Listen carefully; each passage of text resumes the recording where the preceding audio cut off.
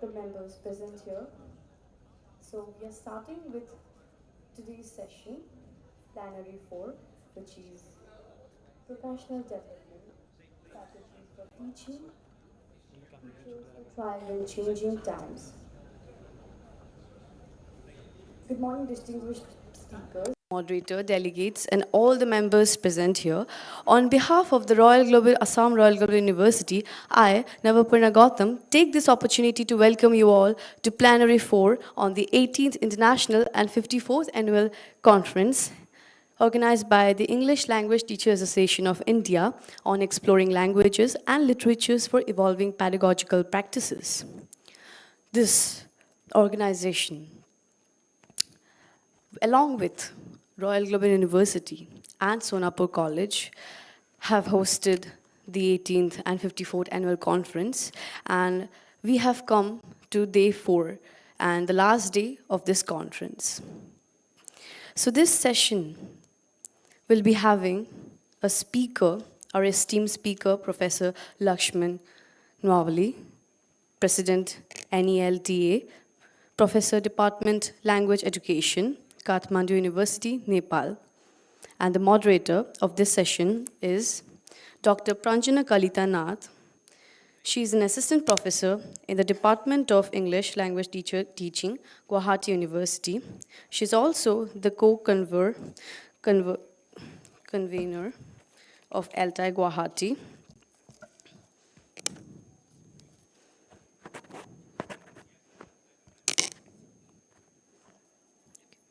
Now, I would like to call Dr. Baishali Rajkwa ma'am to please come, and she will felicitate our today's speaker and moderator. So ma'am, Pranjana ma'am and Lakshman sir, please come ahead.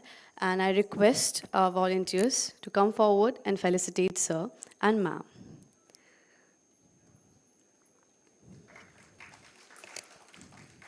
Dr. Lakshman Gnwali is a professor of English education at Kathmandu University, where he led the establishment of the development of language education and served as its head for 2 terms. He played a pivotal role in the launching the university's master's, MPhil, and PhD programs in English language teaching education. In addition to his teaching and supervising graduate research, Dr. Gnwali contributes significantly to national education initiatives. He has published extensively, including research papers and book chapters on teacher, professional development, and language pedagogy. Dr. Pranjana Kalita Nath is an assistant professor in the Department of English Language Teaching at Guwahati University. She's also the co-convener of ELTAI Guwahati chapter. She collaborated on a British Council-sponsored desk research consultancy project on basic education in India. The project findings were published in the British Council report, English Language Teaching, Learning and Assessment in India. So now I would like to invite our moderator and speaker on stage. Please give a big round of applause for our session.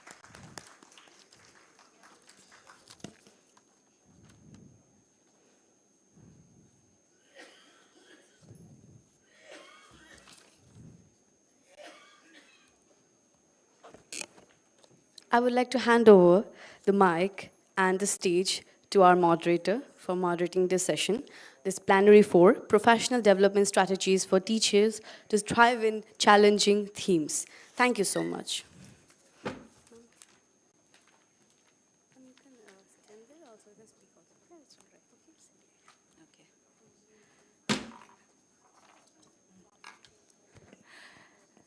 A very good morning, everyone. First of all, I thank the organizers for giving me this opportunity to moderate this exciting session on professional development strategies for teachers to thrive in changing times. So we have a distinguished speaker who will, with immense amount of experience in the field, who is Professor Lakshman Gewali, who is a professor of English education at Kathmandu University. He led the establishment of the Department of Language Education and served as its head for 2 terms. He played a pivotal role in launching the university's master's, MPhil, and PhD programs in English language education. So in a way, he was a pioneer in many ways in the field of English language education in the context of Nepal. In addition to teaching and supervising graduate research, Professor Gumali contributes significantly to national education initiatives. He has published, he is also a very established researcher who has published extensively, including research papers and book chapters on teacher professional development and language pedagogy. So he is the founding editor of Kathmandu University's Journal of Education and Research, and formerly served as the deputy editor-in-chief of the Journal of ELTAI. So an alumnus of Kathmandu University, the University of Exeter, and Hornby Trust, Dr. Giwali's career spans primary, secondary, and tertiary English language teaching. He now leads various degree and short-term teacher education and training programs focusing on EFL teacher education. His contributions to the field include co-authoring EFL textbooks, designing English language courses for teachers, and producing research on ELT methodology, action research, and teacher networking. Professor Gumali has been involved in key projects, including the ELT Survey of Nepal, Examination Reform Project, and English language course development for primary English teachers in South and East Asia. Actively engaged in the ELT community, he frequently travels within Nepal and internationally, delivering sessions at conferences and facilitating teacher professional development through publications and networking. He currently serves as the president of ELTAI. So we are very fortunate to have him among us today, who is going to talk about this very relevant and timely topic, that is professional development strategies for teachers to thrive in changing times. We, the teachers, be it novice or experienced, we have to cope with various challenges caused by different factors, be the advancements in the field of education or technology, be it a crisis like the pandemic, or the reality shock that new teachers experience while entering into the classroom for the first time. So we need to cope with different kind of challenges every day in the classroom situation. So I'm very happy that Professor Gawali is here today to talk about this very important topic and help us with some strategies or tips that we teachers can adopt for dealing with challenges like this. Thank you very much, sir. And it's my great privilege to invite you to deliver your speech. Please, sir.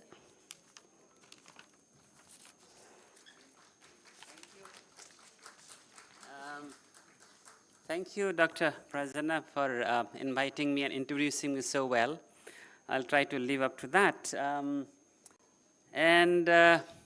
Yeah, this morning is the last morning of the conference, 4-day conference. So I think our number has decreased, but I think the enthusiasm of those who are attending here now has not. So as the title says, I will be addressing our agenda now as teachers. This now is not this 10:30 to 10:45, but now after COVID, after AI has come, after many things have happened, and we are moving into different kind of time.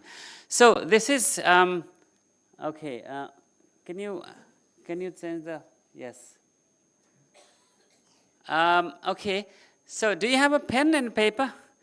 We'll begin by some. Okay. Thank you. We'll begin by some kind of, little task that I always do in every session wherever I go, any kind of session that I do. So this is professional development strategies for teachers for thriving in the changing times. So changing times should not be deterrence for us, but, we should be able to thrive. Okay. Is there the... It is working earlier. Did you send the... No.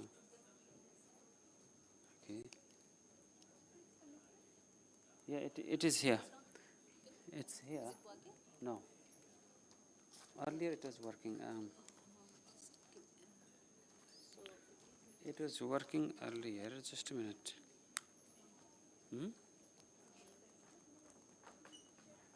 Is that?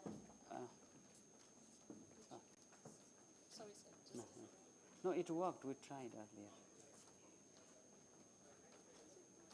No. Where's the pen drive? Check the pen drive. Take it out. And yeah. It's working? Huh? No. Oh, yes. Can they do it manually if that's okay? Yes. Or it's working? Yes, they can. They can manually do, yes. Yes, please do manually.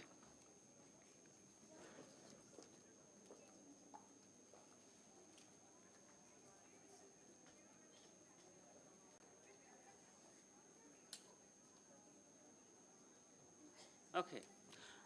Go to next, please. Yes. Okay. So the task is very, very simple. You draw small lines, 2 dashes, and then on the second dash, please write your first name, David, or whatever, and then on the left dash, you write an adjective that describes you and also begins with the same letter your name begins. And it must be an adjective in English. Is that clear? So what kind of David do we have? Dear or dangerous? Or didactic or dynamic? Dangerous. Okay. Dynamic. Okay. Destructive. Okay. All right. Everybody, have you done that? Yes. Good. Can somebody shout out their introduction like that? Oh, huh? Assertive Amin. Okay. Okay. Yes. Assertive Amin. Yes. Great. Great. Others? Okay. We'll continue that as we go along.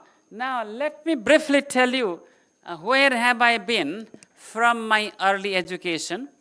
I have been to a school that was just a tree, under the tree, from grade 1 to 3. Okay? No school, no building.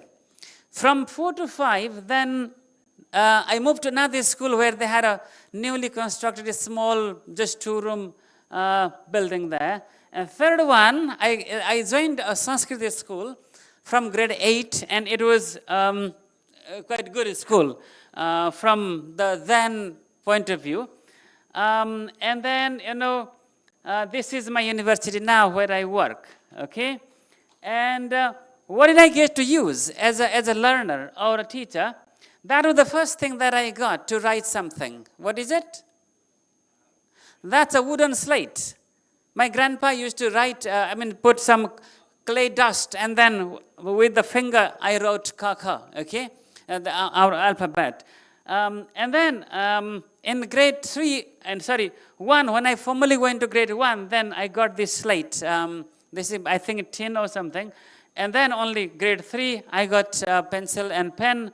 Then, and as I went along, then they gave me a fountain pen. Fountain pen introduced how to inject, shock in the ink inside it. And then write. Then, when I was in my master's, I went to my professor's room for some kind of consultation, and I saw my professor using this. That was in 1989, and then I had a dream. After I pass my master's, I will use my first salary to buy a typewriter.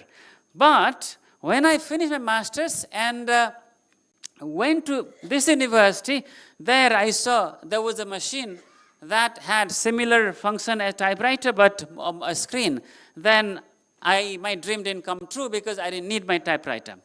And then as a teacher, I used the chalk and duster, and later the the board became green, and then there came whiteboard, and then this whiteboard marker.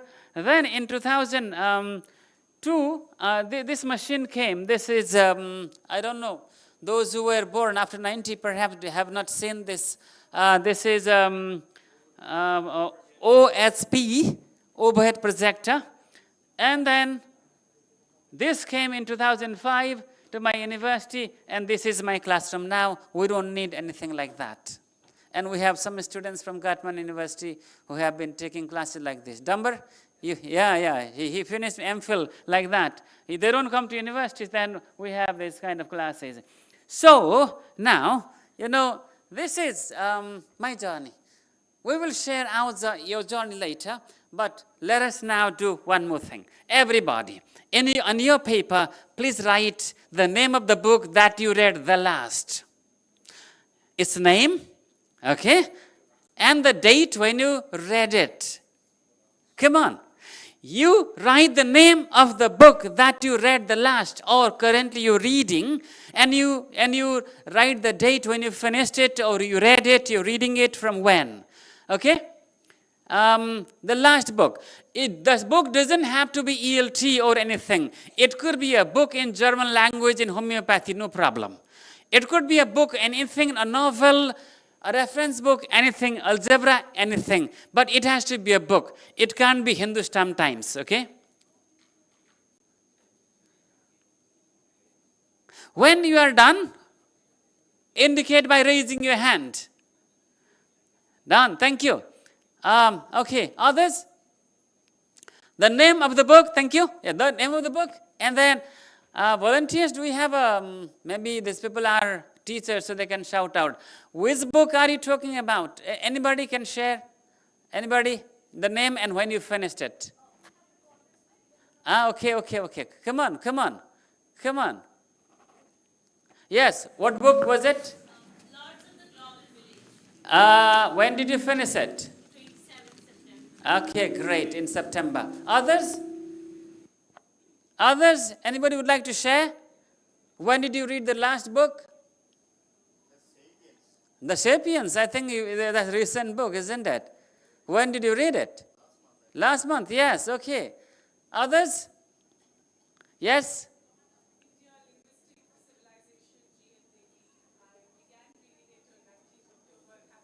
Okay, you're reading it. Great.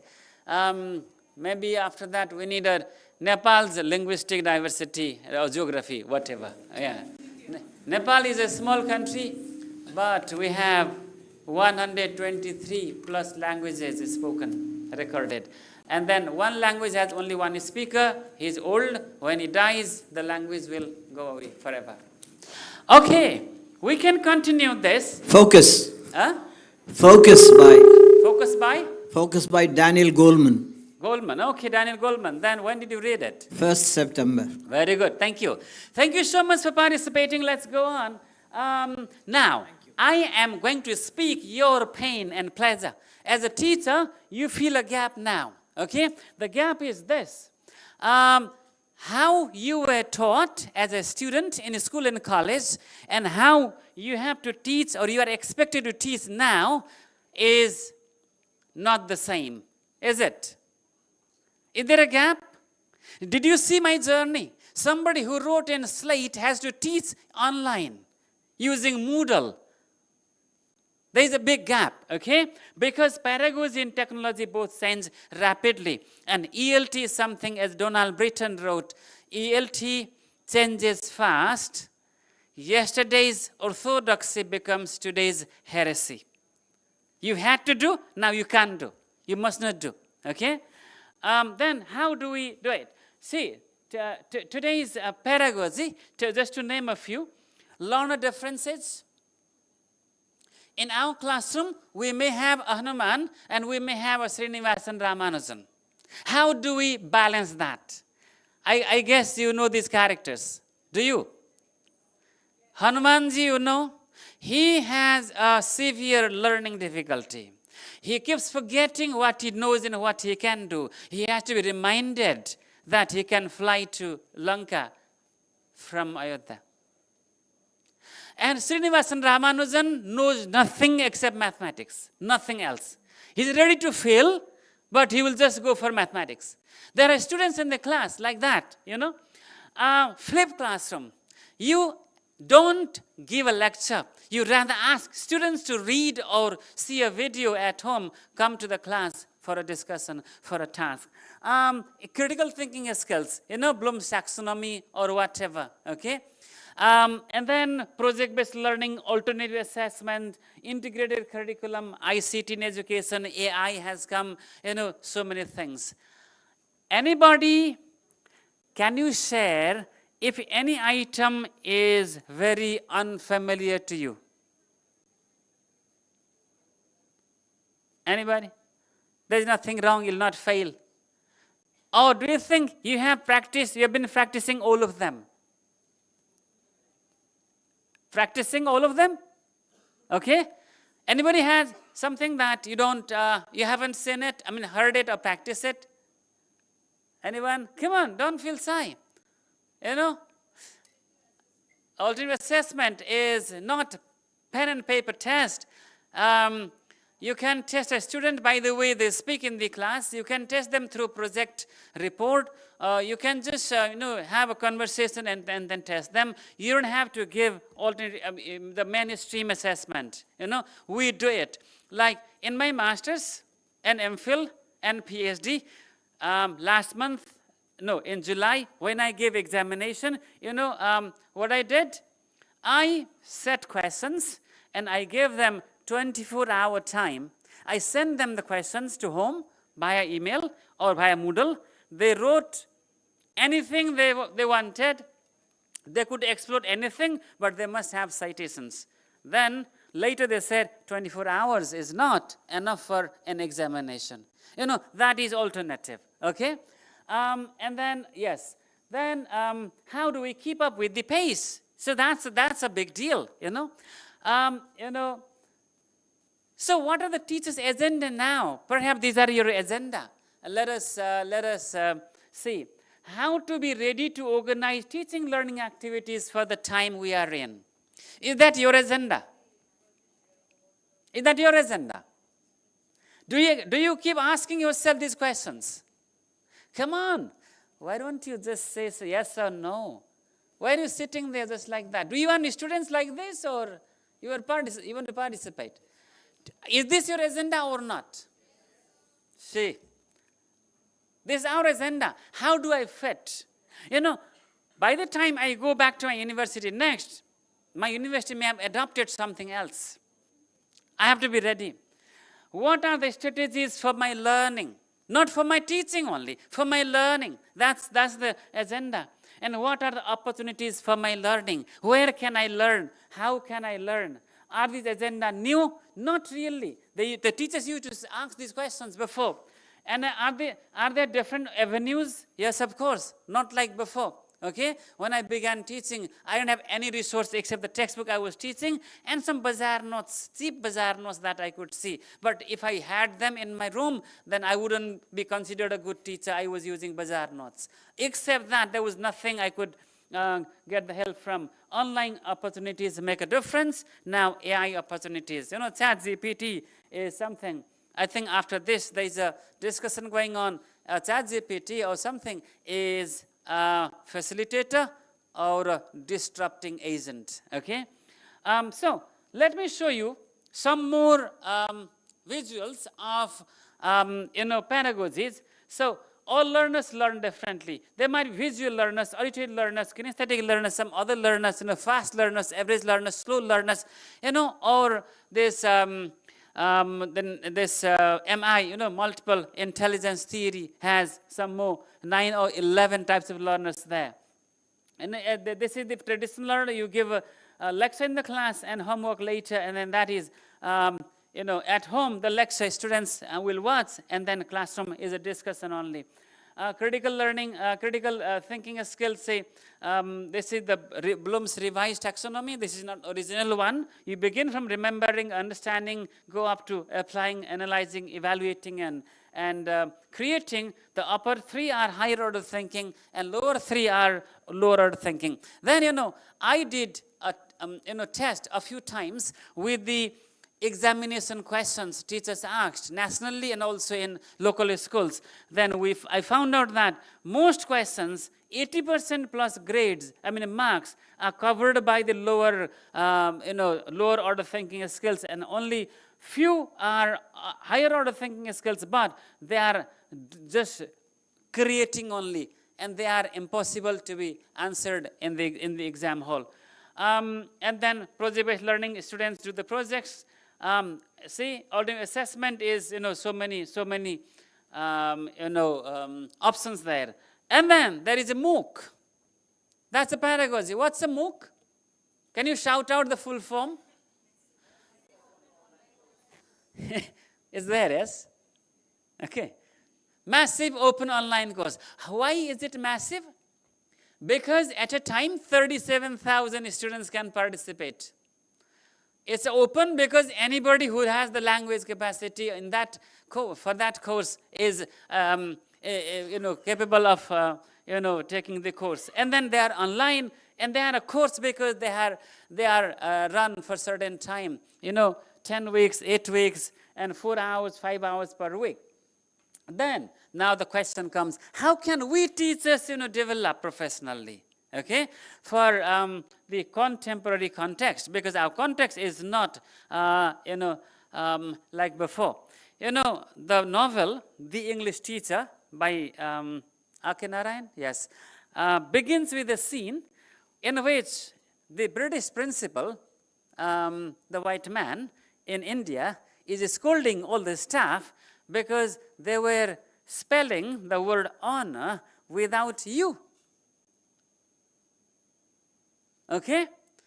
Now, we have a different story. Let us see how we can be ready to answer such stiff, principles in our schools there. One is simple: reading. Why I asked you to write the name of the last book is, many teachers don't read, but they complain that children don't read because of the mobile phone.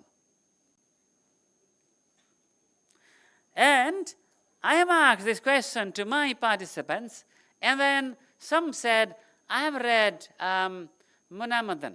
Munamadan is a drama written some 50 years ago, and these people give a date. At one point somebody said they read it 30 years ago. Then what did you teach in 30 years? No, I've been teaching. Okay, God bless you. That's what I said. Okay? So reading. But what do we read? Do you have a library like this in your home? No, you don't need. If you have, that's good, but you don't need. So what do you read? Can you name a book that teachers must read? Teachers must read. I have some books, most of them from India, I guess. That one. How many of you have read this book? Raise your hand. If you did not read this book, you did not live more than half of your life. This man was a very good friend of Mahatma Gandhi. He lived in Gujarat, and he wrote this book not as a fiction, but his memoir, how he taught just 1 year. Because his head teacher gave him time only 1 year. They didn't trust him that he would be able to use progressive education in the classroom, and he proved it. Read it.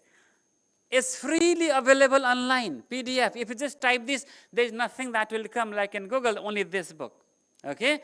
The first language was Gujarati, and then it has been translated, I don't know how many languages in Nepal. It has already sold 30,000 copies in Nepali. Okay? Teacher Man, Frank McCourt, another book about teaching and teachers, pain. Dead Poet Society was a book, but now it's a movie as well. How many of you have seen this movie? You've seen this movie. Please see this movie. You will. I think, how many of you know Robin Williams? You know? He is the hero. Unfortunately, he made a bad decision. Okay. My Fair Lady is a play, but the original book is Pygmalion. Read it. And then To Serve with Love. if your students are unruly, very bad, undisciplined, watch this movie or read this book, then you will know that your children are really, really great. Okay? Or if you want something local, then watch Hichki, Rani Mukherjee. Okay? And The King's Speech. You know, that's another movie you can see. So reading and watching are a great way. You know, I have a question, $1 million question. How many skills do we have in language learning? How many skills? 4. What are they? Listening, speaking, reading, writing. Didn't you know that we have another skill? Viewing. Viewing. When you have a movie, what do? Listen, read, speak, write? No, you view it. Okay? So viewing as well. Yes. Now, you might say that you need books online. There are so many, books available. Like this one. Gutenberg.org has 70,000 downloadable books for free. This is American portal. And all the books are copyleft. Do you know copyleft? Do you know copyright? Then what is copyleft? Huh? Anybody can print it and sell it, let alone read it, okay?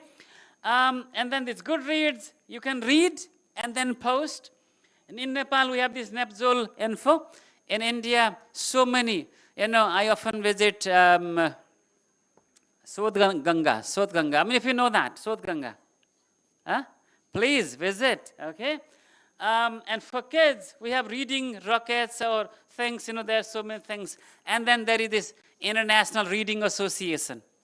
International Extensive Reading Association, mainly from South Asia, Southeast Asia, Thailand and Indonesia and those places. And this is a conference organized by ELTAI.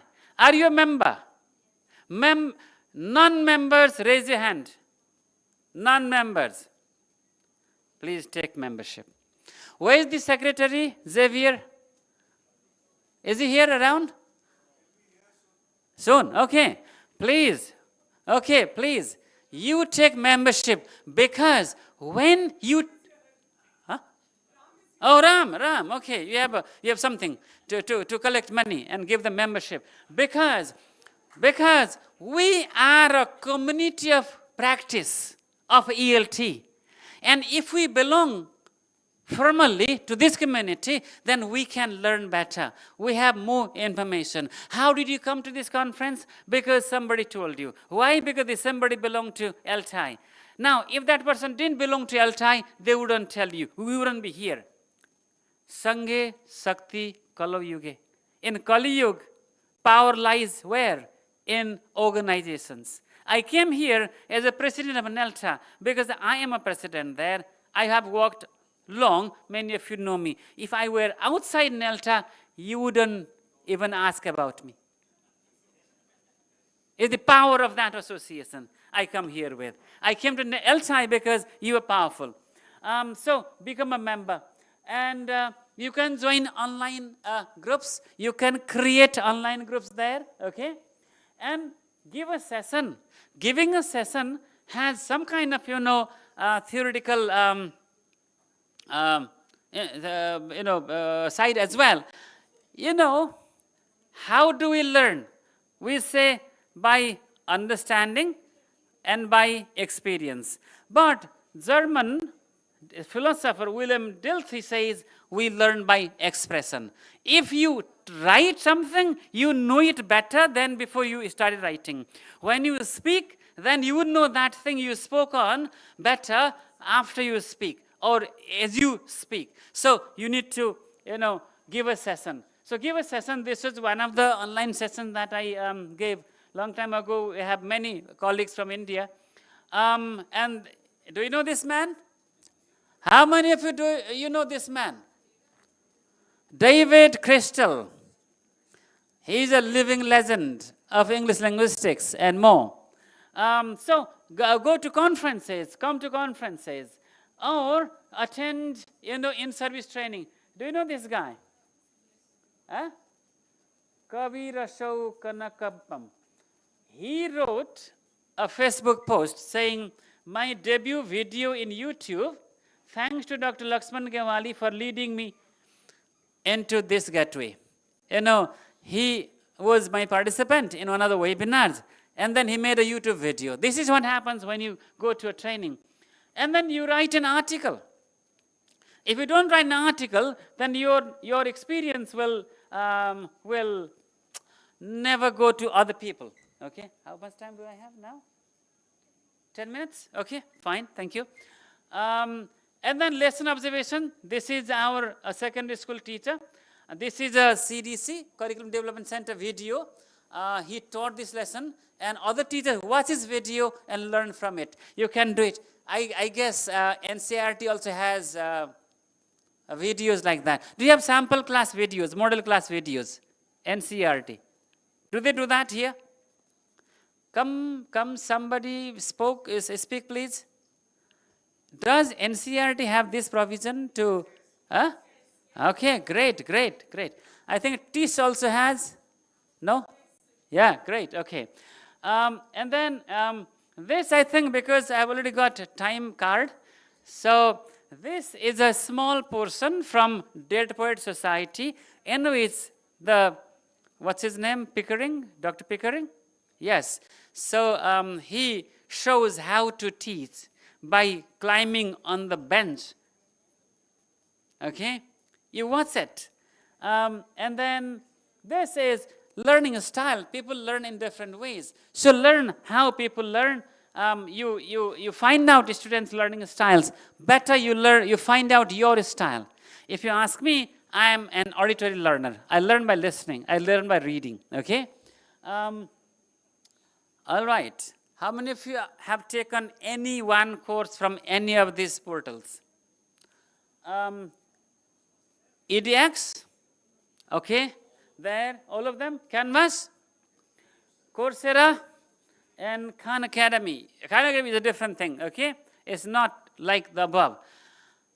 Everybody, those who have not taken any course from these portals, could you please sign up this evening and then take a course? I have a few, about 10 certificates from some of them, okay? And mentoring, if you would like to develop yourself, mentor a beginning teacher, then what happens? Ultimately, you learn. In this part of the world, we have a question. In Nepal, we call it Gaon Khane Katha. Ask a question. If they don't answer, they give you a village, and with in exchange of the village, you give the answer. We do in the evening with children, So what is bigger when you cut more? That's the ditch, yes? So what do you have more if you give others? It's the knowledge, okay? It's the knowledge. So mentor someone. Mentoring is a great way. And reflection. Write a diary. Talk to someone, okay? Or do some autoethnographic research. Action research. Action research. Raise your hand if you have done action research. Okay. There's students from the teacher training department. These are the things that you are getting information about now. You're lucky. Please try this. Do action research in your internship, okay? Do something. And then what happens? You might do all these things, but it may not work because a lot of water has flown under the bridge in Brahmaputra, and your knowledge becomes obsolete, useless. What you need to do is you need to go for a new knowledge, then go for a new degree. Then if you think you can't go to the university, you can join online classes, Then you can try, but your school is not supporting you, then you will not develop. So what should your school do? What is their role? Is to listen to you as a teacher. Can someone read out? Where is the mic? Where is the mic? Can somebody read out? Yes. This is from John Fanslow's book. I missed out. Hello. Missed to put the- Listen to them. When I listen to you, I make every effort to get into your shoe. Share your experiences, experience your feelings, and adopt your objectives. The head teacher is speaking with the teacher. Okay? So when she listens to the teacher, then she's wearing the teacher's shoes, where the shoe pins is, you know. And then the head teacher has to be a model. The department head, line manager has to be a model. He didn't tell me, he showed me. Okay? That is what the teacher should say. And they should organize activities. And activities begin from the beginning, induction. Induction is a big thing. On day one, don't send your teacher to the class. Send them, take them around. Hold their finger, take them around, show the school. Introduce them to the teacher. This induction teaches them something that would take 2 months, 3 months.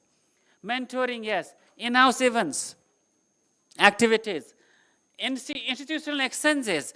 For example, if any of you come to my university in Nepal, if I come to your university or your school and we give a lesson, you give lesson in my class, I give lesson in your class, how nice it is. We can do it online.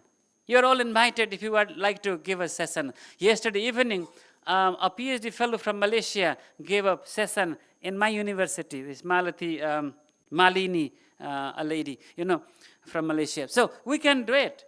And then professional professional membership. You must be a member of associations like ELTAI. And you must have journal subscription. These days, there are online subscriptions. Please do also contribute. Now, at the end, you have to answer a question. Can you draw a table, make a plan, and then we'll share what is your plan for the next 1 year for your development? Come on. Come on. Have you got a piece of paper? Can you make a table like that? Professional development plan for who? Not Lively Laxman. For Dynamic David. Or, what is that? Assertive Amin, yes. Everybody, it's you. So, draw this. What will you do? When will you do? What do you need? And take it. You don't have to do 3. You can have more or less. But when you have the table, go to your head teacher, your campus chef, college principal, and tell them. So, Laxman told me to develop professionally in the next year. This is what I want to do. Please help. Will you get yes or no? Will you get a yes or a no? Your head teacher is strict with money. Head teachers are sometimes difficult. Sometimes they are really good. When you are done, raise your hand and the volunteer will run to you with a microphone and please shout out what you are going to do in the next year. Anybody? If you would like to just orally say, that's okay. What would you like to do? You want to give a session? You want to write a paper? You want to give make an exchange visit somewhere? You want to meditate? You want to do a course online? MOOC courses? What would you like to do? Come on. You don't want to change? Do you? Come on. Yes, sir. Yes. This is Assertive Amir. Yes. What would you like to do? Yes. I want to publish paper. I want to organize conference. Good. I want to write book chapter. Good. And I want to write a book. Okay, that's a very... Book about my own mother. Okay. Within 1 year or within 1 year, it will take time? Within 1 year. Within 1 year. Okay. Good luck. Others? Mr. Pradhan? Yes, Dr. Pradhan? Yes. Yes, others? Maybe you can choose one out of many plans you have, because so many colleagues are joining hands to share. Yes, sir. Okay, thank you, Prof. Uh-huh. So my plan first to engage 5 groups of students Okay. for preparing a research project for 1 semester. And after 1 semester, when these students will finish Okay. the write-up, it will also help me to engage students Okay. as well as my career orientation, because Okay. next time I need a promotion. Okay. No, just the action. No, because, okay, we have other colleagues. Thank you. Okay, Thank you okay. so much. Thank you very much. Yes, there's somebody. Yes, please, please. What's your plan? Tell us. Good Within morning, 1 sir. year, what would you like to do? Yeah, so I'm Darshana Goswami from Nalbari College, from the Department of English. I'm planning to translate William Dalrymple's book, Nine Lives, Okay. In Search of the Sacred in Modern India, into my own language, Assamese. I have already started it. Okay, but, great. By, That's by a great. 2025, I want to finish it. Thank you, sir. Yeah. Okay, good luck. Good luck to you. Others, you young people, would you like to do something for your develop? Yes, for your development. Yes, great. So my name is Archita and I'm from Guwahati University. Uh-huh. I'm doing my PhD research. So Okay. for the next 1 year, I want to publish my papers, Uh-huh. at least 2 papers in the coming years. Send one paper to Nelta Journal, okay? Sure, sir. Okay? Thank you, sir. All right, thank you. Others? Yes, there at the back. Now, share if you have some other plan. Other means some different plan. Yes. Hello, sir. My name is Hosia from Manipur University. For the next 1 year, I would like to finish my thesis, if possible. And another years, I've been collecting folk songs in my language. Which language? Mar language. Okay. And I want to translate that into English and publish it. Very good. That's a good service to your community, that language community. Others? Anybody else? What's your plan in the next year? And if we meet here like this in ELTAI conference, you should be reporting. Okay? All right. I think that was great. Thank you for so actively participating. If you say, I must change because time is changing, you will be in the flow. But if you stand and watch the river flow, either the river will, sweep you in the flow, or maybe you'll be left out. So you better swim with your plan, so you can cross the river on your own pace. Okay? Thank you. Thank you, ELTAI, for inviting me. And thank you, Royal Global University, and also Sonapur College. Yesterday we were there. I was doing a session on learning difficulties, Learning difficulty is a big difficult issue to deal with. I did that. So please come to Nelta for your development again, across border Nepal.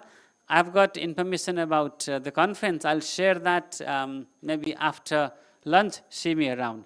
I'll see you around. Thank you so much. Thank you.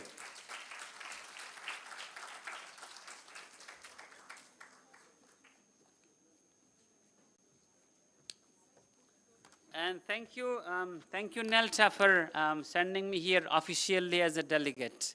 Thank you. Okay. I think I'll do this. I'll take.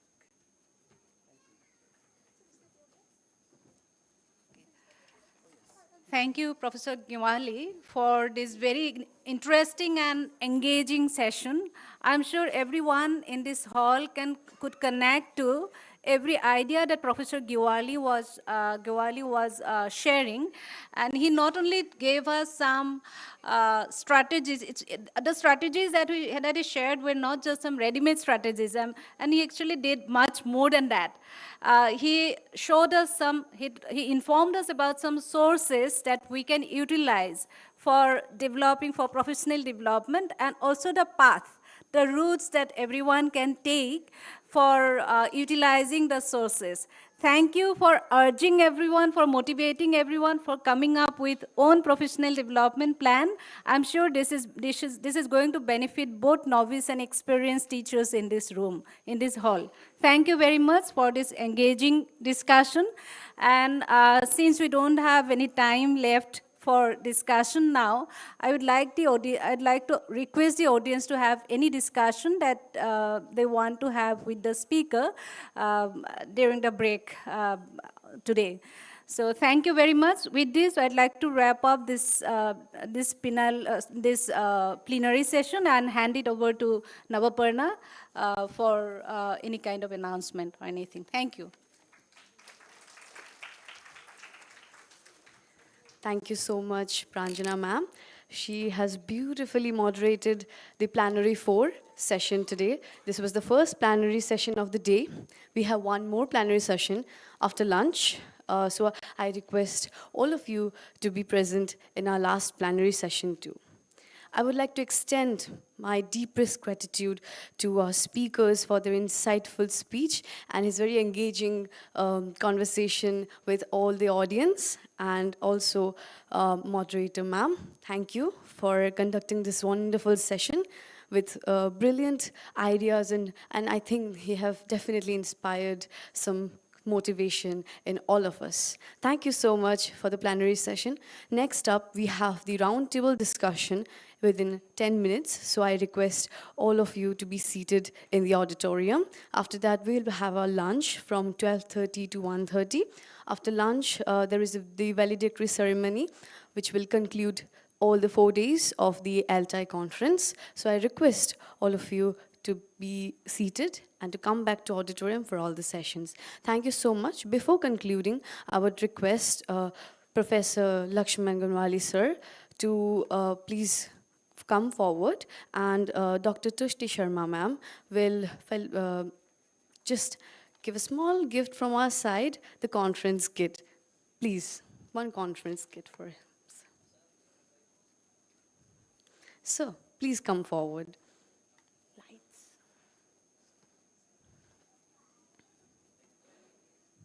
Thank you so much, Lakshman sir and Tushti ma'am, for this wonderful session, and Pranjana ma'am for moderating this session. I hope you all have enjoyed the session. Next, we have the roundtable discussion. So the arrangement will take in 5 minutes, and I request all of you to be seated. Thank you so much.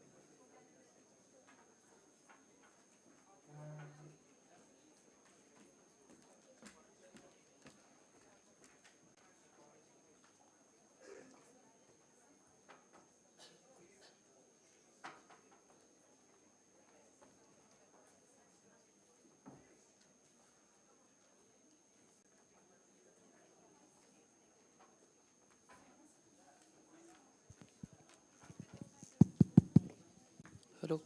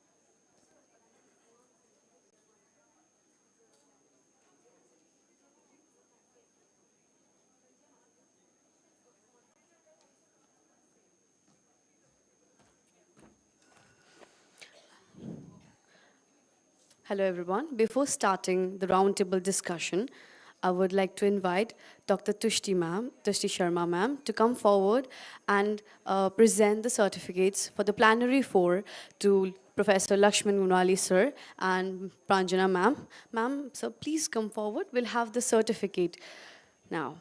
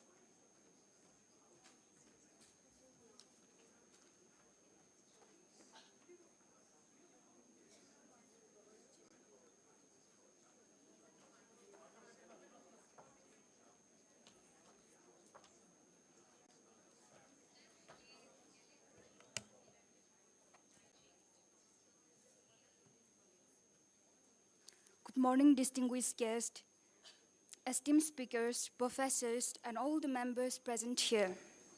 It is my pleasure to welcome you all again to the Assam Royal Global University on Day 4 of 26 October 2024 in the 18th International and 54th Annual ELTAI Conference, organized by the English Language Teacher Association of India and hosted jointly by the Assam Royal Global University and Sonapur College, Assam. I, Idausila Hege, will host will be your host for this prestigious roundtable discussion, which will focus on AI and emerging technologies, catalyzed or disruptors, a subject that is both pertinent and thought-provoking in our field. We are delighted to have a distinguished panel of speakers and experts who have come with a wealth of knowledge to engage in a meaningful discussion. For felicitation, I would like to request Dr. Tusti Sharma to felicitate our moderator, Dr. Anusha Ramanathan, Assistant Professor, Center of Excellence in Teacher Education, Tata Institute of Social Science, Mumbai. Dr. Anusha Ramanathan leads English teacher professional development and coordinates the academic aspect of this and MOOCs. She spearhead initiatives such as CLICS, CHOK, and TPD, and Mission Ankur, all of which focused on enhancing teacher education and improving student learning outcome. I request Dr. Anusha Ramanathan to please join on the stage.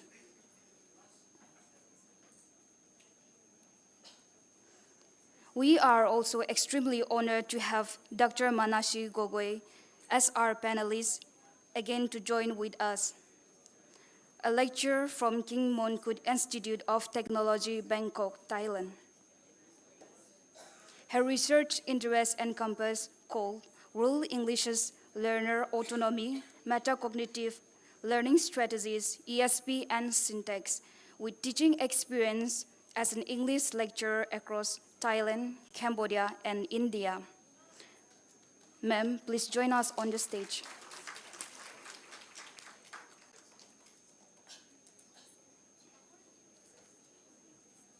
We are also honored to have Dr. Pradhan Mabab Ibn Siraj, Associate Professor. Ma'am, please join us on the stage.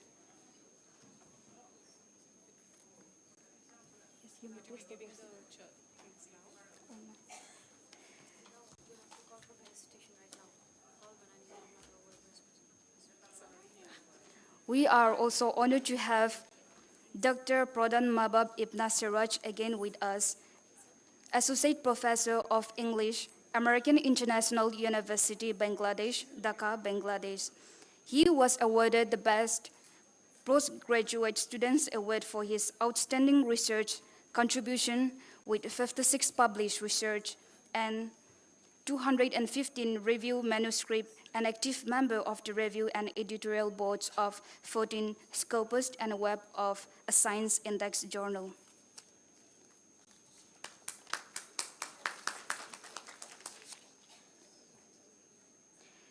We are honored to have a distinguished dignitaries who join us for the first time to be with us on this session.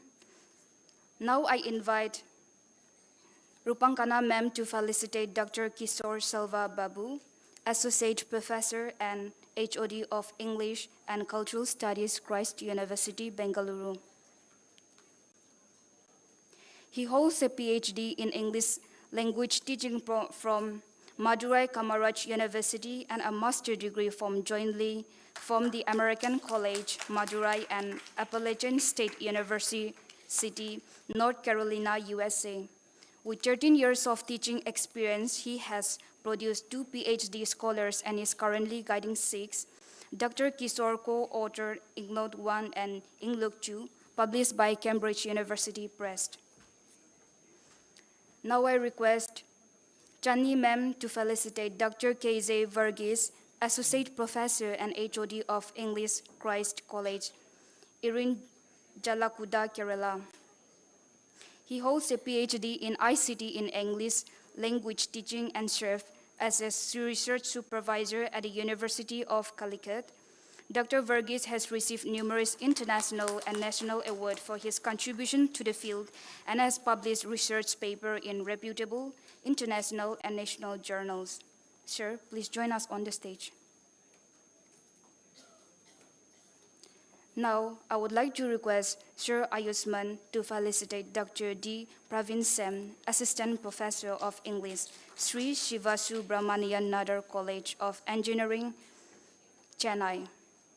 He holds a PhD from Anna University and MPhil from Bharati Dasan University and postgraduate certification from Evloing University, Hyderabad.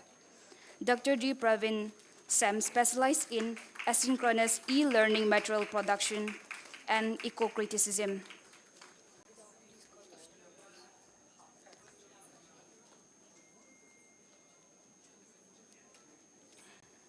To begin the session, I now invite our distinguished guest, Dr. Anusha Ramanathan, to moderate the session.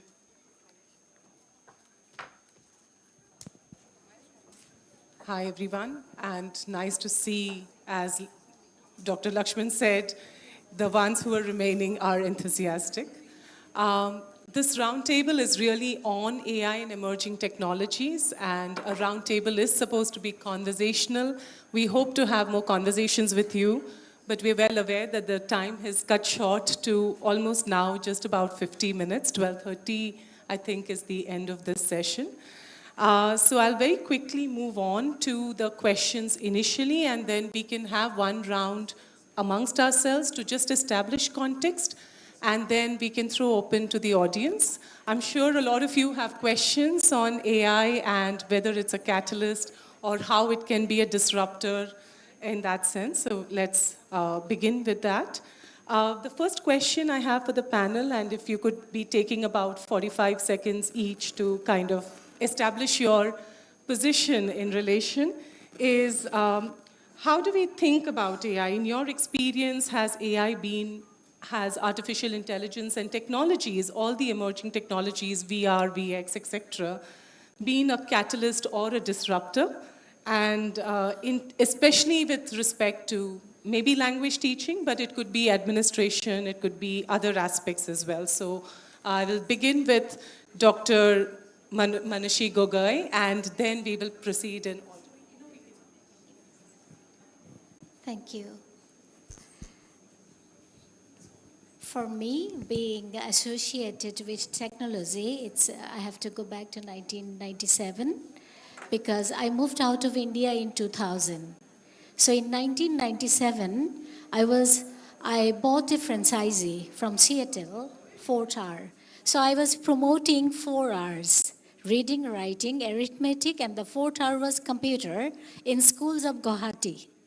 So trying to introduce computers in school education, the first franchisee in Guwahati was actually mine.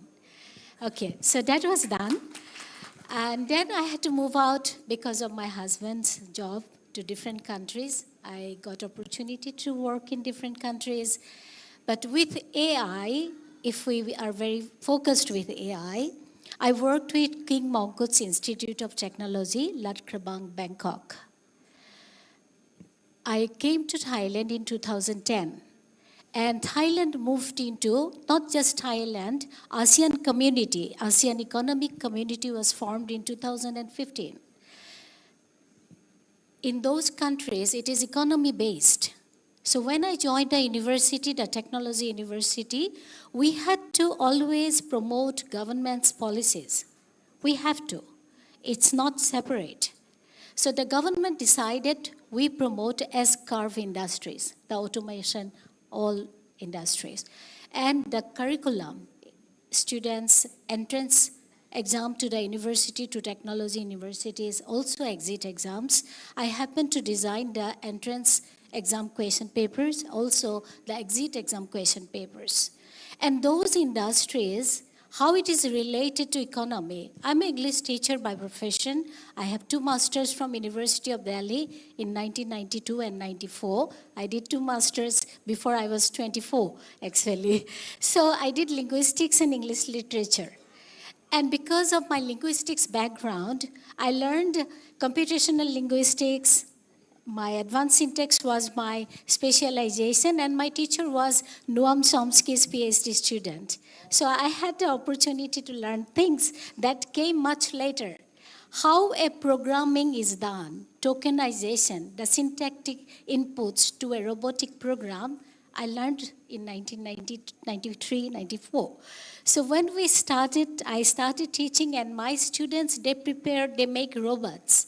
They go to China, they go to Japan, Korea for exhibitions to display their robots and how they do the programming, I can teach them those English parts, because when we teach language, we may have different views, because for a linguistics person, language is very scientific and very mathematical. So how the tokenization is done, how the programs are done, how robots are taught grammar, these are based on very syntactic analysis. So I did a different role, okay? So that was my part. Thank you. I'm going to take some time of your next question time from you so that we all have time. Dr. Pradhan, if you could talk about your experience with AI, and then we move on to we'll move on to the same question across the panel, and then we'll move on to specific questions addressed to your own expertise.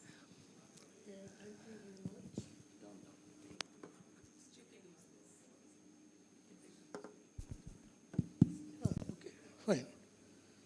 So thank you very much. Basically, there are a lot of reasons behind thinking about AI personally. First thing is that I just mentioned two evidences from my experience. In 2018, September 27th, I have had first meeting with my PhD supervisor. And I told her that one day we don't need any more building for teaching. My supervisor was surprised during the time. How can? Okay, unusual thinking. Okay. But just soon after finishing my first defense in 2020, maybe February 17 or 16, as soon as I have finished, after 3 days, Malaysia were under closed down due to COVID-19. Okay. And soon after another 2 months, they have started online classes. Okay. They introduced new apps, and with these apps, they connected their students and started their study. And my supervisor texted me, "Oh, now I am feeling your concepts coming into true." Okay. So the thing is that AI, later one, in 2020, I had AI project with some Indonesian scholars, and we developed a model, AI education model. And we published this one last year, 2023, maybe in February or like this. And all through this 12 to 16 months, we already got 174 citations. So it means the AI, we need. Another important issue is that Another 10 seconds. Another evidence. Okay. These 4-day-long conferences, since its first day, I have joined with several parallel session, panelist session over there, discussion session here, and I have found all through this, till this morning, I have found there are a lot of studies on AI. Okay. I just mentioned from day one what types of topic I just come across. I could not able to attend all the sessions. So I got some from this. Then day 2, I also get from this. Day 3, I got many. Luckily, I got the sessions where there are a lot of discussion on AI. I just mentioned this one, like as ELTAI practitioners, from this perspective I'm talking. AI for communicative competence was discussed, AI for authentic materials discussed, AI for pragmatic competence discussed, a lot of AI apps like spelling, replica, lyric, AI for feedback, AI for conversational practice, AI for autonomous, so lot. Yeah. I could not finish this. So I found a lot of AI within our field. So So hopefully I we'll- could not able to say no or against this one. So it has, I think, good number of catalyst rule. Thank Yeah. you. So hopefully we'll get more questions since there have been so many. But over to Dr. Varghese, who will also present what his opinion on AI has experience with AI has been. Yes. So. Okay, thank you, Anusha ma'am. So I think I begin like this. Teachers all over the world were fighting against WhatsApp and Instagram to regain the attention of their students. Then God sent generative AI and ChatGPT. And now, I think almost all teachers can create the content which is really exciting, contextual, at the same time relevant to their students. I think I made my stand very clear. But I've been associated with AI, especially in a language lab. I think you don't mind using the term, it's oral. And naturally, it was ICT based. And now we have gone for AI-enabled language lab. So naturally, students, they, in a way, interact with and within language lab, and often it creates, as far as our students concerned, a very congenial atmosphere where they can pick up language as we picked up our mother tongue. That's one thing. Another one, see, we have been in the college. I'm from Christ College. And what we have been doing is, of course, we have question banks. And recently, with the introduction of 4-year UG program in Kerala, it was introduced this year only. Okay. So with the introduction of that, we had to create question banks for so many different, I think we are offering some 69 to 70 minors in our college. And when it came creating questions, especially at the different levels of Bloom's taxonomy, see, it was in fact quite easy for us. Okay, and we had to create the question paper before we taught the paper. Okay, so naturally, many of the teachers were not that familiar with the subject. Even then, see, they sought the help of ChatGPT, and with the right prompt, I would say with the right prompt, because it's very important. Maybe a new terminology has already evolved, that prompt literacy. We have literacy, Prompt we have, engineering. digital literacy, we have, media literacy, and now prompt engineering or prompt literacy. With right prompts, see, we could create questions at all levels, from the remember to create. So naturally, I'm for ChatGPT, especially with my experience and the experience of my colleagues with it. Okay, thank you.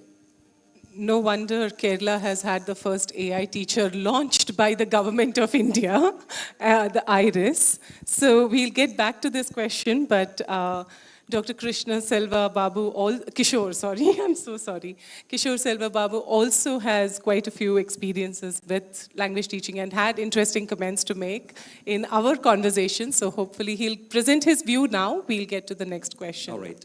Thank you, Anusha. Just a difference that he belongs to Christ College and I belong to Christ University, which is located in Bangalore. We are just, seated next to each other. Right. It's a very interesting question, personally. If you ask me, is AI a catalyst or a disruptor? I believe, at present, I would stand with the fact that it's a catalyst.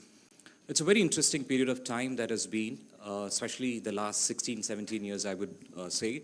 The first time I was introduced to a mobile phone was when I was, I believe, 18 or 19, when I was in my undergrad, way back in 2005. If I remember right. And when we had that mobile phone in our hands, we had a lot of discussions saying that what is it going to do to human life and so on and so forth. we would have these discussions over lunch and dinner, right, within the family, that how it is sort of, taking away a lot of our personal time and so on and so forth. Cut short, 2009, I happened to visit US for my master's. I spent about a year there, and I realized that it was a complete different world altogether, right? The teachers had already integrated technology to an extent that most of us would not even be able to relate to. Now, this is way back in 2009, wherein we were battling 2G, right? YouTube was a distant dream. If you had to Google and search for some answers or information, it was not that easy. So what I realized back then is that technology is not going to stop, right? Human beings might want to sort of delay or deny, saying that this cannot take away, or this cannot sort of be an aid, or this cannot replace us. But I realized that scientists are not going to stop with their research. And all that we are trying to talk about today, from ChatGPT, generative AI, and whatever right context that we would want to set, is a product of these scientists, right? You like it or not, it's going to be there. If you're able to adapt to it, it'll be fantastic. If not, I believe it's going to be a huge disruptor, right? So that's my stand. Thank you.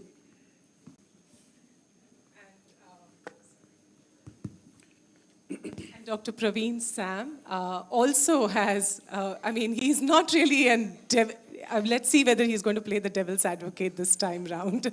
But no, you don't have to. What's your experience and what's your take on AI in language, with respect to yours?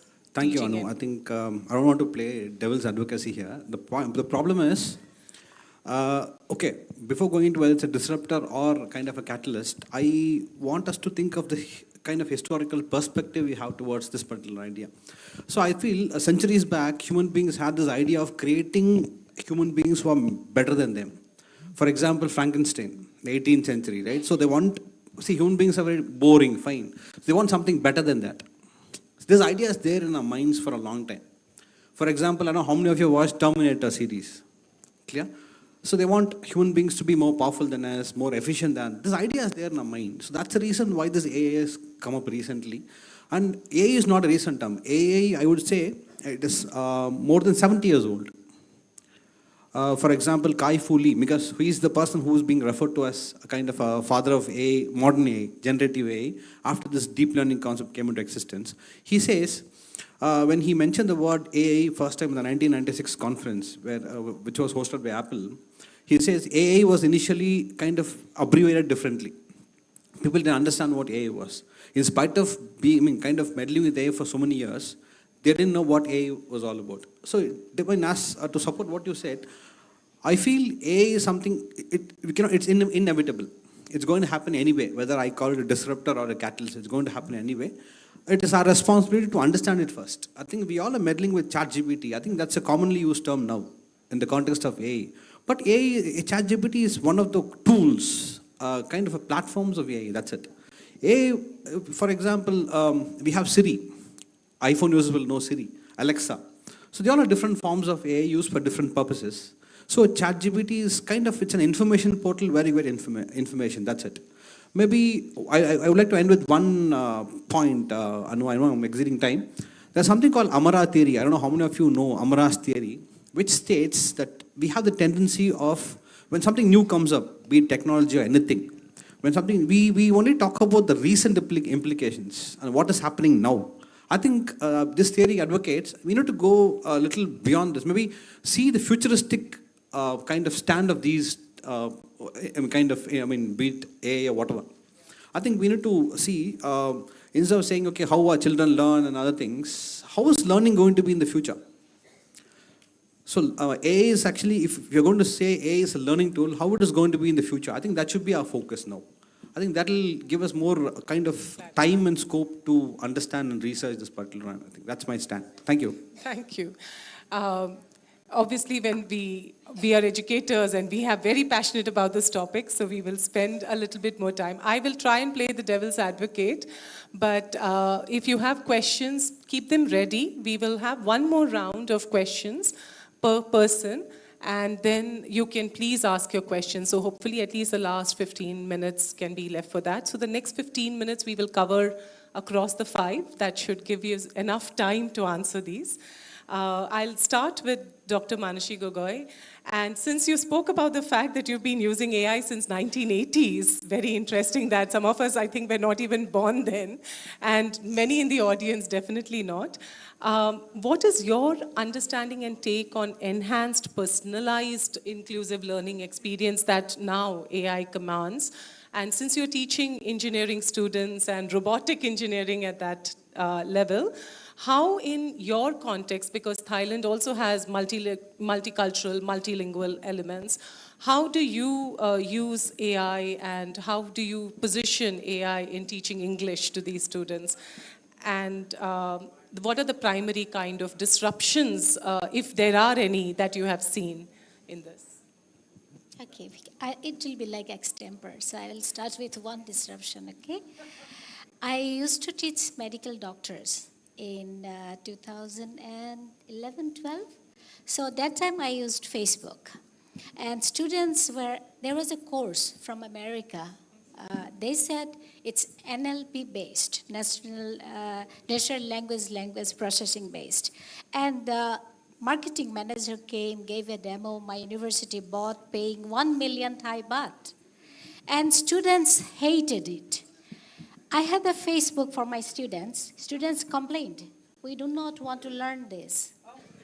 So in the classrooms, I was the coordinator. Teachers faced a lot of problems. Students are refusing.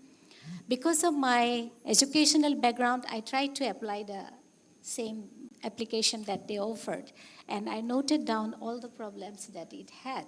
So the disruption was, I don't know, it was who's for whom, but the company had to shut down their server in Asia. For 14 days, they modified it for the Southeast Asian languages. So last week, Alibaba.com, they launched a program, SEALLMS, Southeast Asian Large Language Model. I work in Thailand, but it is an economic community now, as I said in the beginning. We, as a foreigner teacher, I cannot think of only my students in my class. Thailand is a country based on investment, foreign trade all the time.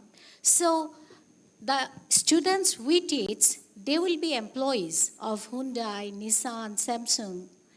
And in South Korea, Seoul National University's Research and Development Department is not a department, it's a corporate. 8,000 universities are member. Research is not a research if it cannot change the world. So the PhD research must change the world if you are doing a research. It's not, I'm sorry if we have any supervisors here, it's not the supervisor's convenience, okay? If we have PhD students, you all are so eager to know, it has to change the world. Unless a research doesn't contribute to anything. So Hyundai company, Nissan, all these companies, they pressurize university professors to do research. So the first thing, I had a MOU contract done with my students was from LG company for making air purifier in Thailand. Students were suffering, we were suffering, the air pollution was too high. We had to wear masks even before COVID came because of air pollution. So that was how AI is there. But the disruptive side is different because it's not the AI and robotics students I see. It creates problem for the marginalized group. For automation, AI is just AI. Because of what is AI, what is happening is automation, industries. People are losing jobs. Who are losing more jobs? Mostly women. But for 5 women lost job, only 1 is being created. There will be jobs, 60% of the kids who are now school students, the jobs that they are going to do, those jobs do not exist now. We are not being able to imagine the jobs that they will have to do. So our students have to be able to ready for next 25 years, 30 years when they will be serving the world, at least they should be skilled. So that is why we have to do a different way, not just language or what is this, good or bad. That we have no time to think about that. Industries are coming, we need to prepare students for that. Japan is clear. We do not have budget for teaching Japanese or English. Thai students get more salary if they know Korean or Chinese or Japanese, not English. English is only for front office in the hotel. So they learn Korean, they learn Japanese, they learn Chinese. Our job is to make them being able to present in international forum conferences, not for being able to speak like a British or an American. That's not the purpose, not at all. So these are clear for China, for Korea, for Japan, and we use AI for that, for equity actually.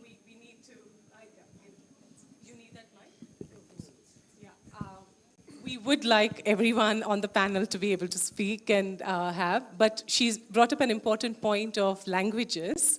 And in a country like Bangladesh and India as well, there is a lot of different languages, and of course English is sometimes considered predominant. How has your experience been in terms of AI being used to teach in using this multicultural context and language? Okay, thank you very much.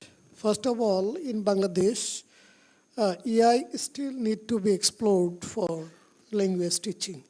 I think similar cases for Indian context maybe. In the classroom, still we did not bring ChatGPT, or we did not allow ChatGPT yet, because our students are not used to it.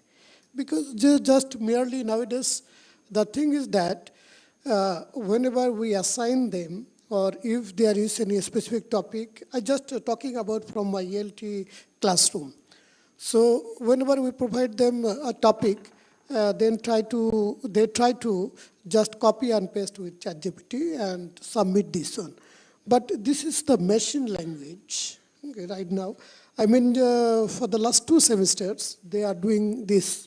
And we teachers are noticing these types of activities, students' classroom, and sometimes they also memorize for their examination. So this is really happening nowadays in the language class in Bangladesh. But the thing is that, yes, as machine produces topic-oriented paragraphs, essays, or assignments, there is lack of humanization. With teacher, we are talking that, yes, they are writing good sentences, their dictions are good, but all are not relevant. Okay. The issue is that nowadays, we teachers are trying to convince students, okay, you use ChatGPT for getting or generating ideas. But thing is that you have to personalize these ideas. You write up, you must have used your own creativity, critical thinking or analysis to input there. Yes, thank you so much. And was there something, 10 seconds if you want to close? It's okay. Okay. Would we want to switch the order such that, go in okay, we'll go with the same.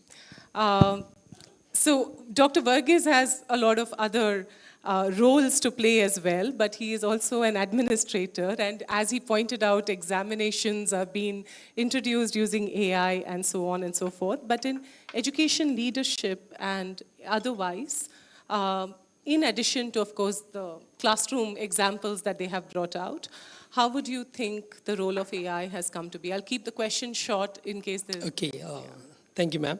See, I would like to maybe begin saying that you all know what was the first technology in the classroom. It was chalk and board. And now, then of course ICTs, when she said that, she started using it, we are sure that it must be the latest technologies, ICTs. And as we all know, all educational agencies to a certain extent was trying very hard to put this into our head, our teacher's head. And I think we were a bit slow in going with the latest technologies as teachers. But our students, let me call them digital natives, Our students are digital natives, and we cannot teach them as we were taught. So there is a big difference, coming up, and at least a few of us are digital immigrants. So naturally, we may find it a bit difficult sometimes to engage them, because they are really vibrant. See, I've done my PhD related to the latest technologies and English language teaching. And why I came to that is just because I read a book titled Children's Machine by William Peppard, where he speaks of 3 groups of professionals traveling 100 years into future to see how things have changed with their profession. They are medical surgeons, then bankers and teachers. See, medical surgeons, when they entered the operating room or the operating theater, naturally they were wonderstruck. They couldn't do anything because all were electronic gadgets. And bankers too. And while they were traveling itself, they were quite, embarrassed seeing people collecting money from the roadside or ATM machine. But when teachers, they say, entered the classroom, they were quite comfortable. The same desk, same benches. The blackboard might have changed into a whiteboard or a green board. But things have changed a lot. And I would say, that's all to a certain extent because of COVID. See, if I were to be asked who, in fact, introduced digital transformation, digital transformation of education, it's 100% COVID.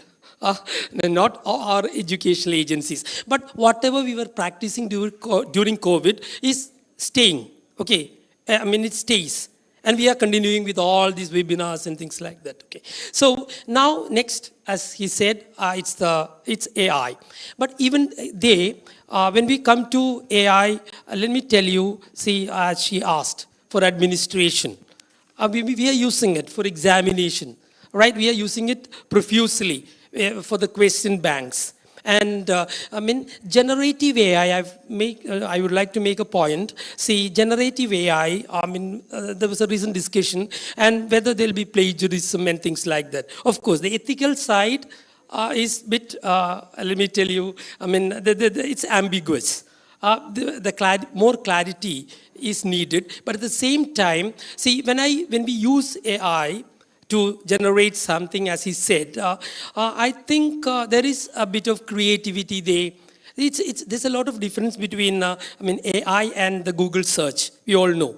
See, it just gives you facts. But AI never gives you facts. Suppose you generate something with AI and test for plagiarism. I'm sure that 100% it won't show.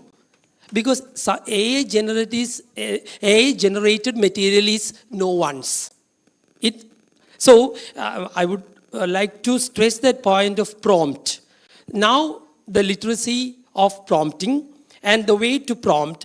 And if our students develop that prompt engineering or prompt literacy, I think it would take a different turn altogether.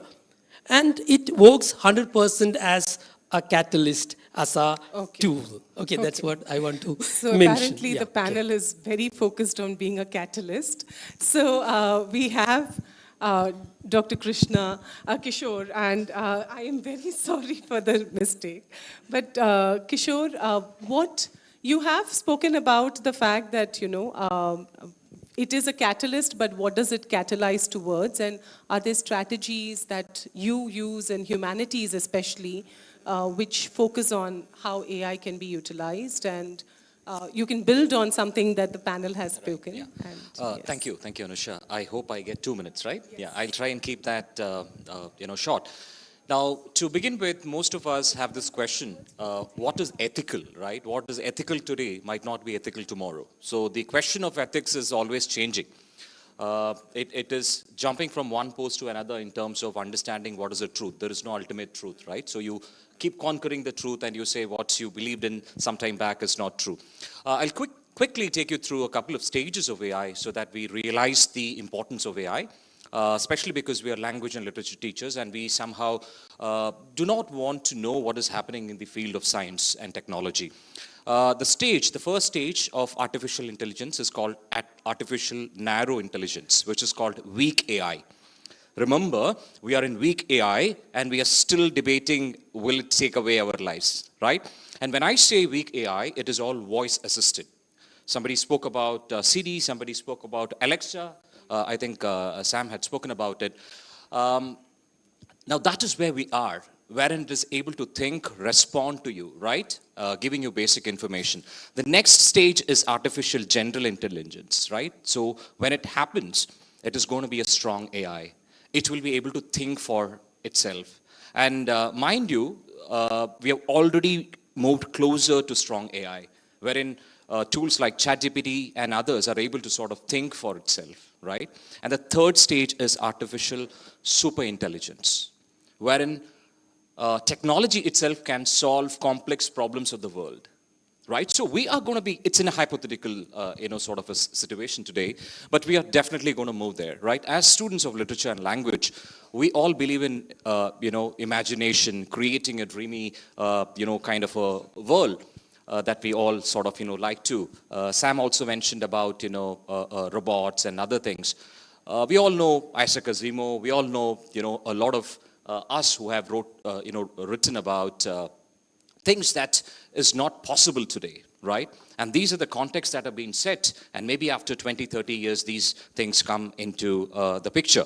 Quickly, taking you through this idea of, what we are doing at the university, at Christ University, Bangalore, is that we are planning to be, starting a particular course on MA in English with Artificial Intelligence, which is an intersection of literary and cultural analysis with ethical discourses, right, which will be focusing on the skill sets to do with multimodal communication, computational linguistics, ethical reasoning, and information evaluation, right, with coupling up with problem solving. So this is in the Board of Studies. We'll be launching it next year. I'll just take 30 more seconds just to sort of, build on what, Dr. Verghese just mentioned. My PhD research was on technology, integration in language teaching. I finished my PhD in 2017. Today I feel stupid. When I look at my thesis, there is nothing that is relevant today. So imagine just in a span of about 7 years, if technology can change, imagine we are moving closer to a stage wherein maybe in the next 5 years things are going to change. I'll just leave you with one. Do we have one more round wherein we have? We are already at 10 minutes to hard stop, so we have Sam to go. Okay, so just one thing that I wanted to focus on is knowledge democracy. A country like India requires more well-trained, well-educated, people. And I think it will be a catalyst. It's going to change the overall scenario of Indian education, wherein students will be able to get personalized education. One last point that I wanted to touch upon is, can robots be the alternate teacher? Can they replace us? I believe they can in some time. Let me be very frank. Elon Musk just recently, sort of launched Optimus, and China has also launched Xiaomi Cyber One, which can, Elon Musk on the stage says that it can do a job of a teacher, a household, and many gardening and many other things. 10 right? seconds. So, yeah. So let's be prepared. Let's be mentally prepared. At present, it is a catalyst if you're able to sort of, tweak in with our pedagogy that we have with all possible, interventions. Thank you. Thank you. And there's a lot of technologies that we can take away as food for thought. And Sam, since it's unfair that everyone had 3 minutes and more, I'll give you the 3 minutes right up front. And we'll take the time of audience, I'm sorry. We like to talk. And I hope we'll have one round at least of questions, maybe very quickly, that maybe the panel can answer. But how would you build and focus on, you are teaching a lot of engineering students yourself, this is from one end to the other. How has your take been on AI, and what could be the takeaways that you would recommend in a sense? Thank you, Anna, for that question. So if Kishore's thesis is kind of 2017, right? If that is stupid, mine is more stupid because I worked on technology in 2014. So, of course, that shows that a lot of things have changed. Okay, so to come to your question straight, Anu, one question I think before that, is AI dangerous? So I think I like to talk about this particular thing, like coexistence, the idea of coexisting with AI, human AI coexistence. And it's a very interesting word called co-intelligence. I think I got this word from Ethan Mollick, from his book. Very interestingly, he says co-intelligence. The reason for all these ideas is, I beg to differ from Kishore because even super generative AIs cannot think.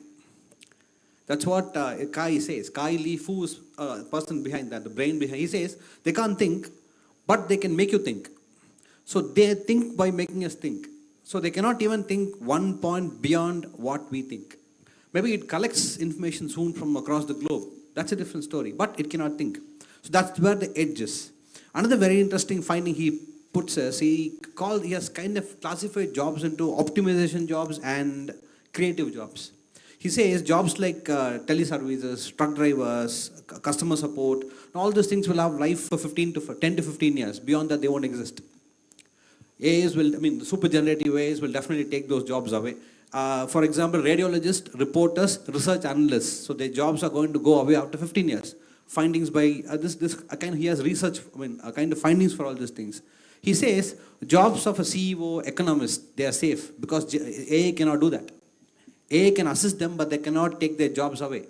And very interestingly, he says a columnist, a writer, scientist, and an artist, they are safe. AI cannot do anything in these lines. And again, the question which I put to myself is, I'm a teacher. I don't belong anywhere here.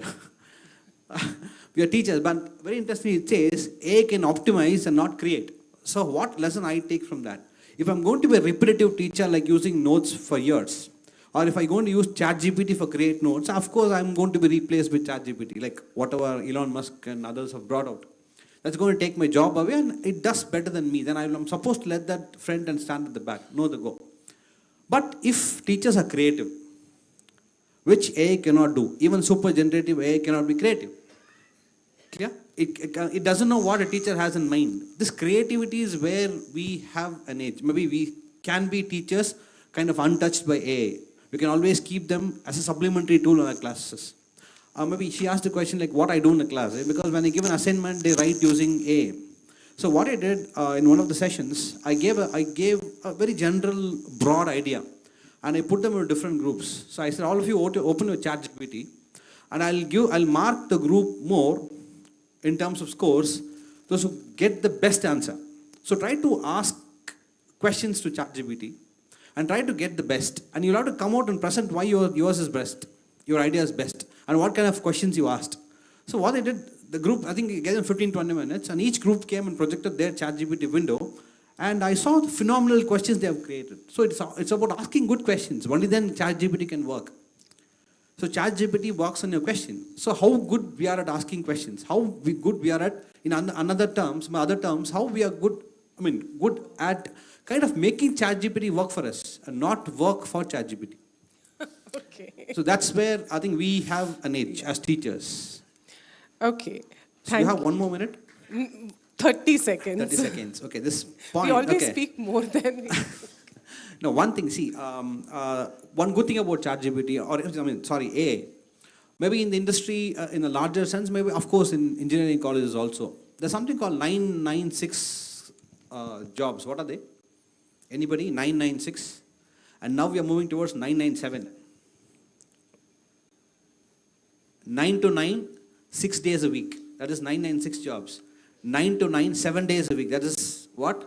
The recent kind of, and Kai Lee clearly puts, okay, if AI is kind of implemented logically, we can stay with 996 jobs, and there will be no need to move from 997 jobs. So it's with us. So if you can work for 9 from morning till 9 in the evening for 7 days, yeah, you can say no to AI. We'll do all the work. Fine, I'll do all the work. I don't mind working on the 7th day also.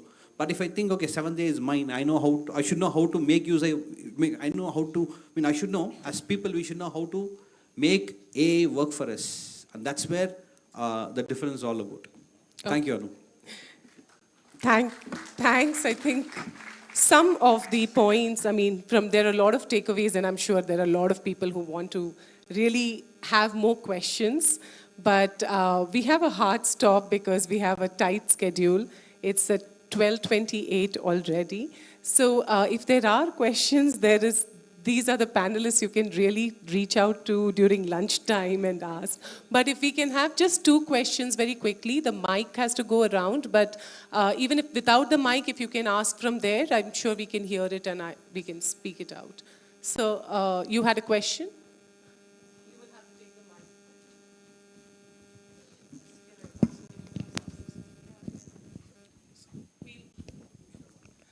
There are many questions. I mean, there are concerns that AI can make us brainless, useless, it will take away our jobs, and many of those were addressed, hopefully. But yes, if you could introduce yourself and ask the question. Yes.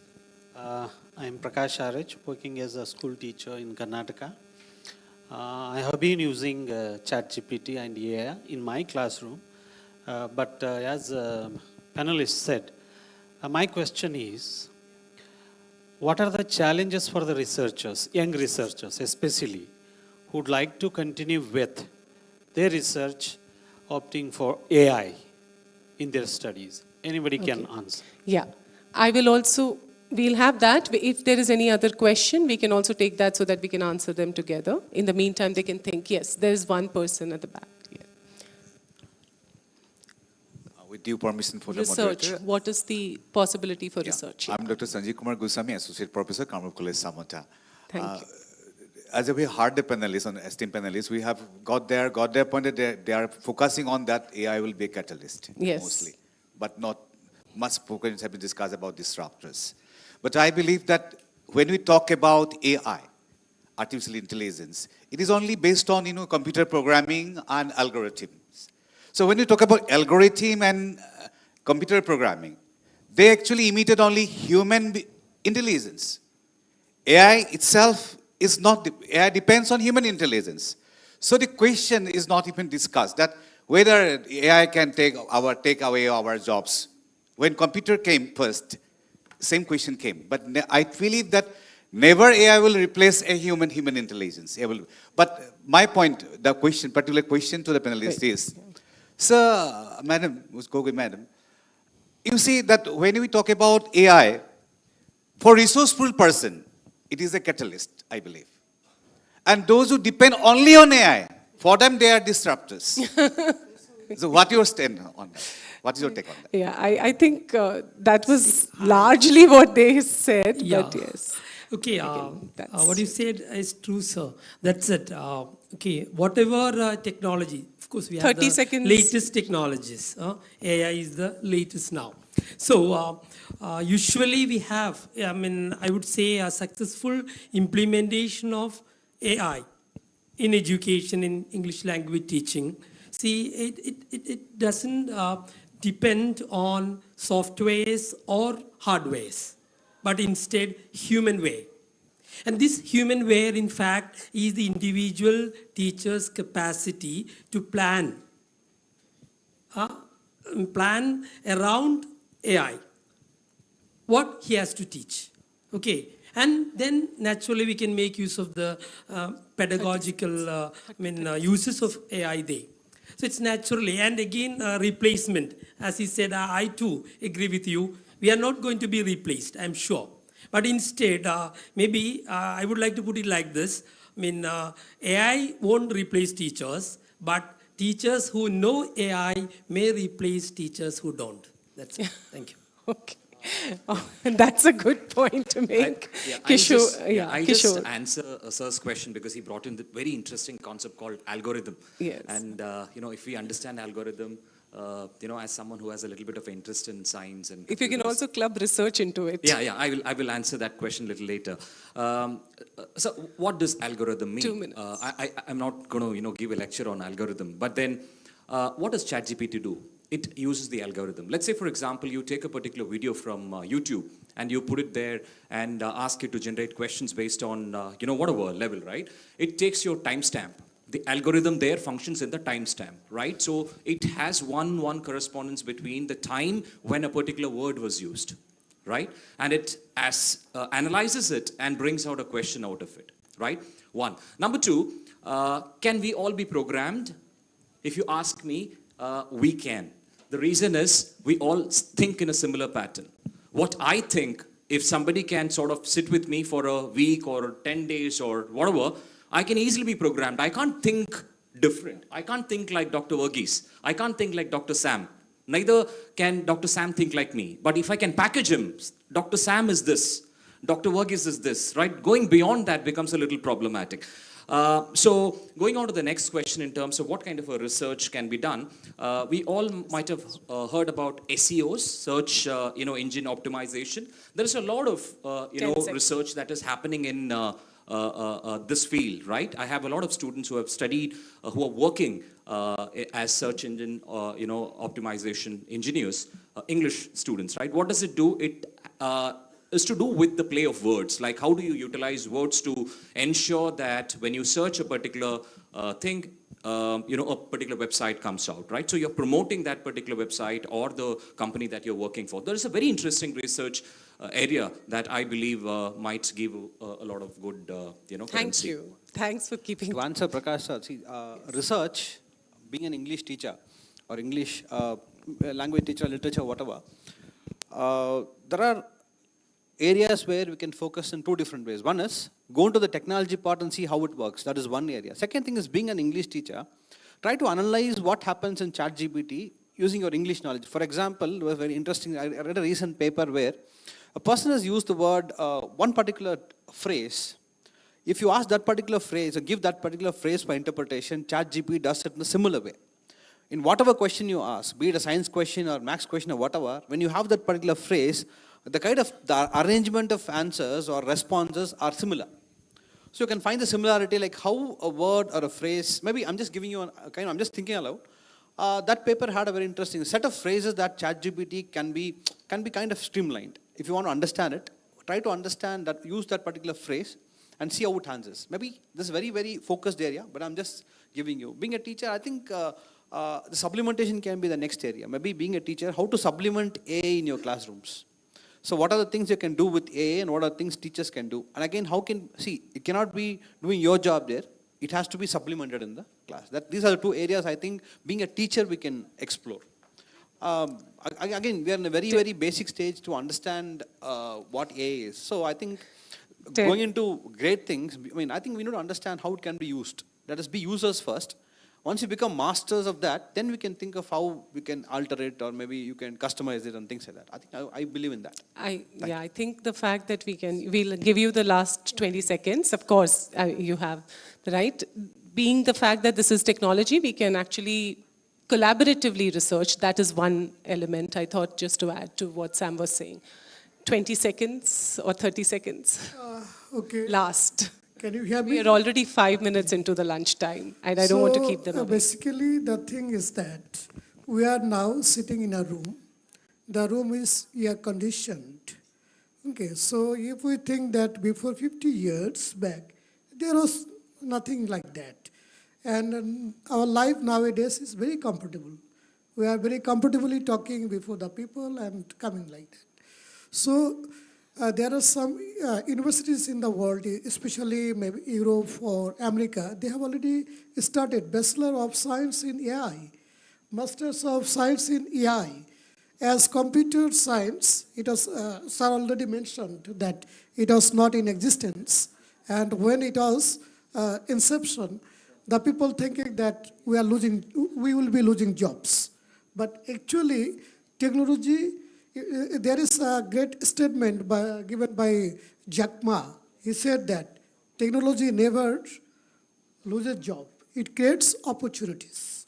So how these opportunities we will capitalize, we will materialize, this one will be the factor.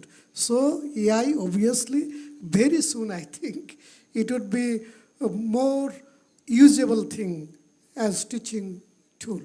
Thank you. So on that note, we will wind up. Sorry, we can have those questions. But the key takeaway seems to be that AI can be used as a disruptor, to be a catalyst. I'm going to use the word that we had in one of our earlier discussions. And thank you very much for being a very patient audience. And thank you all. I know there's a lot to talk, as he pointed out, a list of all people interested. But thank you all for being wonderful. And looking forward to hearing more about the course, which is very interesting and innovative. Just, So, just yes, a caveat, I think, each one of us did not get enough time to talk about our own positions. So please do not get into, prejudgmental sort of a thing that we have decided on that. Maybe if you'd have got another round, our views would have been a little bit more clear. So we can still have discussions off.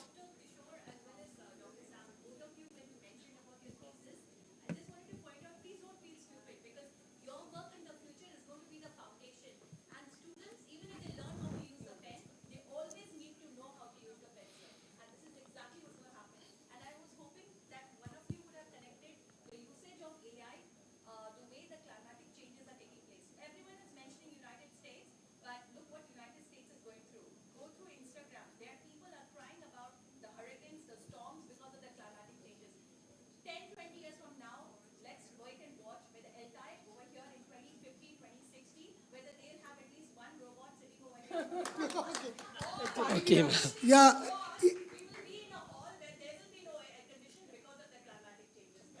no. Actually, Then we in need how to 2008, use this robot, because robot is already in the classroom in South Korea, in Senjai. Okay, already in classroom. because Mr. Pradhan has mentioned about South Korea. In 2008, I went to a classroom in South Korea. They had a robot who could teach the students 50 languages, not just English. It was 2008.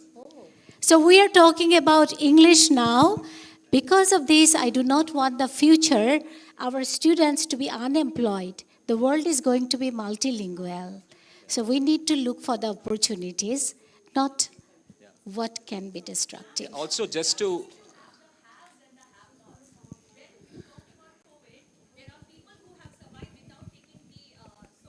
vaccine. Yeah, I, after. I think we can continue some of this discussion over lunch because we have a very hard stop Thank at you. 1:30. There are announcements to make. These are important announcements for you all. I just want to say thank you very much as a concluding remark. Yes, please, Thank you for the your- panelists, please sit. The panelists, please continue to be on stage. Yeah. Thank you for your thoughtful ideas. Your insight and perspective enlightened and made a significant impact on AI and emerging technologies, catalyzed or disruptor. As we conclude this session, we are excited to move forward with the aspiration that you have outlined. Before this, I would like to invite Dr. Tusti Sharma to present the certificate as an appreciation to our moderator and panelists for the roundtable discussion.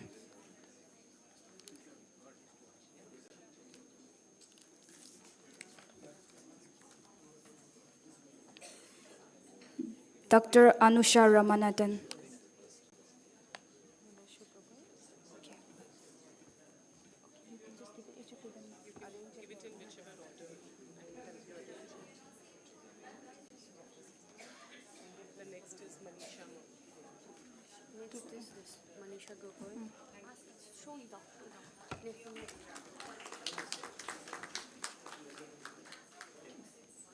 Dr. Manashi Gogoi.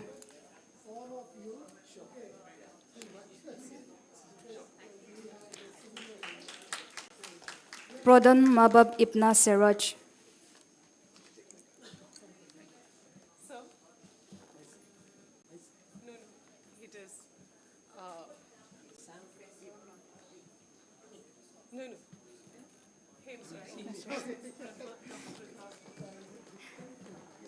The next one is Verghese. Okay. The one in line is Dr. KJ. Dr. KZ Verghese.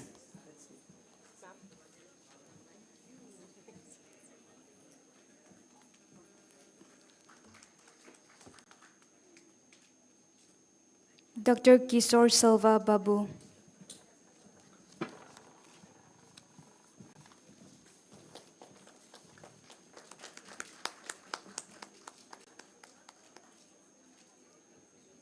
Dr. D. Pravin Sam.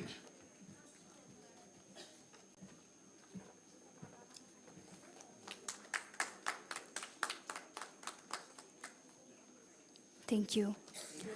Ladies and gentlemen, we now have a lunch break from 12:30 to 1:30 p.m., after which will be followed by plenary at 1:30 and valedictory at 2:30. We invite our esteemed guests and speaker to proceed to the dining area, where a delightful array of culinary delights await you. Thank you once again for joining us with your inspiring words and wealth of knowledge and making our event a success. Have a great day.